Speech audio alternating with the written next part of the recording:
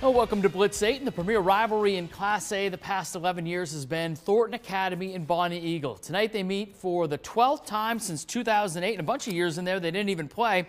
4 times they've met in regional championship games, and they go at it tonight with a lot on the line in Standish. Bonnie Eagle entering the game tops in the heels, but Thornton Academy with a win should take that top spot headed to the playoffs. First quarter, Kobe Gaudette finds Ethan Logan over the middle, 26-yard connection, 7-0. Thornton Academy takes the lead. Bonnie Eagle with a drive of their own as they respond. Check out the great effort from Nate Ferris, from Keegan Meredith. Bobbles it, but carries defenders into the end zone. We have a 7-7 game in the first. Turning point early in this one. Gaudette airs it out, but Alex Dyer, the great play, picks it off, but an even better play by Anthony Bracamonte. Number 21 comes into your screen and wrestles it away from Dyer.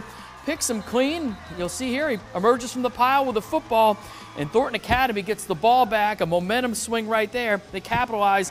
Isaac Ofelu, the 6-yard touchdown run, 14-7 TA. Late in the second quarter, TA looking for more, but it's Dyer again. A great interception. It's 14-7 TA at the half. TA starts the third with a long drive. Ofelu, another 6-yard touchdown run. 40-20, Thornton prevails. They'll go for the perfect regular season next week against Sanford. 5-1 Oxford Hills, 5-1 Portland. Winner has home field and top seed in the A North playoffs. 14-10 Oxford Hills at the half. In the third, Portland a championship-like drive. Sam Nope to Ben Trefethen, moving the chains. Later on 4th and 2, the Vikings half of the field. It's Zach Elowich picks up the first down for the Bulldogs. Then on the goal line, Nope. The play fake, it's so good. Fools the defense, fools the cameraman. Portland takes a 17-14 lead. To the fourth, Colton Carson over the middle to Janik Lushka. Breaks a tackle for the touchdown. Oxford Hill takes the lead, but no, a flag on the play holding brings it back. Carson then on 4th and short, can't convert.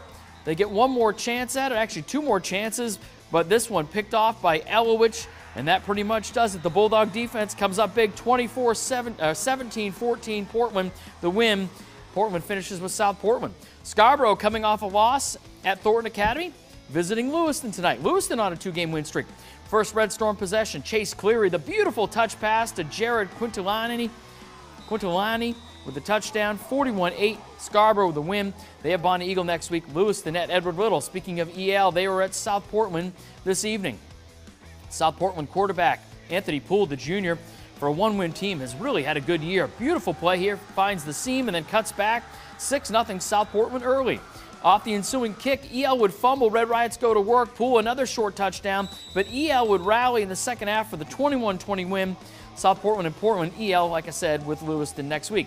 How about Sanford looking for its 5th win in a row, hosting Deering tonight? Third quarter, Deering trailing, going to the air, but Caleb Saucier is there for the pick, and he is gone to the house. 35-yard touchdown return. Spartans go up 39-12. Deering this time gets the connection. James Opio to his brother Ben Onick. No one's going to outleap that guy. Touchdown, Deering. They're down 39-18. Ensuing Sanford drive, it's the handoff to Ethan Shane, who finds some room, and you can't give him any room. 45-yard touchdown. Sanford's won 5 straight, 60-26. They have a big matchup at Thornton next week. In Class C South, Freiburg opened its season with a loss to Lisbon and proceeded to run the table. 5 straight wins, including a win over previously unbeaten Levitt last week. Meanwhile, after starting the year 1-2, Cape had won 2 straight, coming into tonight's matchup in Cape Elizabeth. Pick up the action in the third quarter, 7-0 Freiburg. Cape trying to drive, but Andrew Hartel picked off by Nate Knapp, the big play senior, thinking he's going to go back for 6. He'd be upended deep in Cape territory. From there, Calvin Southwick out of the backfield, the junior, gets to the outside, around end, 13-0 Raiders on top. The autumn win was a Raider tonight. After a Cape fumble, it's Oscar Saunders, the play action, selling it, on buying, hits Liam Harriman, 20-0. Freiburg's D doing some damage too. Eli Mahan, the big sap, 27-7. Freiburg, another win, that's 6 straight. They have Lake Region next week, Cape at Yarmouth. All right, score of note tonight, Coney blanking Gardner, 21-0 in the 141st meeting between the schools. In Class B, both Marshwood and Kennebunk entering the week at 6-0, with a showdown looming next week. Would both squads head to that final weekend unbeaten? Well, Falmouth trying to have something to say about that at Kennebunk tonight. Pick up the action in this one. Early on senior night, Yachtsman driving, Nick Mancini to Riley Reed. making moves, powering all the way inside the Kennebunk 5. From there, Coleman Allen, the touchdown run, Falmouth up 7-6 at the half. Ryan Connors had a big night with the foot. Connors with the field goal, makes 2 in a row actually, and Kennebunk's up 12-7 in the third. Big plays come from the Rams defense tonight. It's Dante DiLorenzo, the interception. He's going back the other way for 6, 18-7 Kennebunk. And then later on, if it's ripe, it's going to get picked, and it's Zach Sullivan, the interception. He's going to the house with a touchdown. 25-7 Kennebunk, looking impressive with the victory tonight. Marshwood on the road at Biddeford. Already up 33-0 after one quarter. Marshwood's Trevor Chase takes the handoff. So many weapons coming out of that Marshwood backfield. He's going to go down the sidelines. Looks like he's in, but he stepped out about the 8-yard line.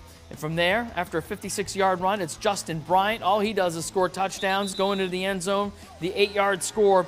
Marshwood impressive tonight, 40-6 over Biddeford. Biddeford falls. Marshwood with Kennebunk next week, a battle of 7-0 teams. Gorham and Greeley in the running for home field in round 1 of the postseason. Good one tonight in Cumberland. 14-14 game late. Nick Mail in trouble. Gorham's defense comes up big with a sack. They get the ball back. Just over a minute to play. Isaac Rollins to Zach Shaw to the Greeley 18 with 5.6 seconds left. Rollins then looking to the corner, but it's Mail there who's going to knock it down and sends us to overtime. To overtime, who's Mr. OT for Greeley? Joey Casella comes up with a couple of straight carries. This one from 5 yards out gives Greeley the 20-14 lead. Dave Higgins decides, hey, let's go for 2. Who are you going to give it to? Who else but Casella? Powering in for the 2-point conversion. It's 22-14. Gorham a chance to tie on their half of the OT, but on 4th down, Rollins' pass broken up, and Greeley with a big overtime win tonight, 22-14. Gorham finishes with Noble. Greeley at Falmouth next week. Class B, more Class B. Class B, Noble hosting Class C, York. York goes for it on 4th down near midfield, but the pass broken up by Ryan Sullivan. Noble then on 4th and short near midfield. They set up for a double pass, but Shane Pigeon is there to knock it down in the backfield, or break it up in the backfield. York then driving, but Matt Beerworth comes up with the first of his 3 interceptions on the night. This one going 90 yards for the touchdown. It's a big touchdown because Noble wins by 7, 28-21. They are 5-2 on the year, the Knights.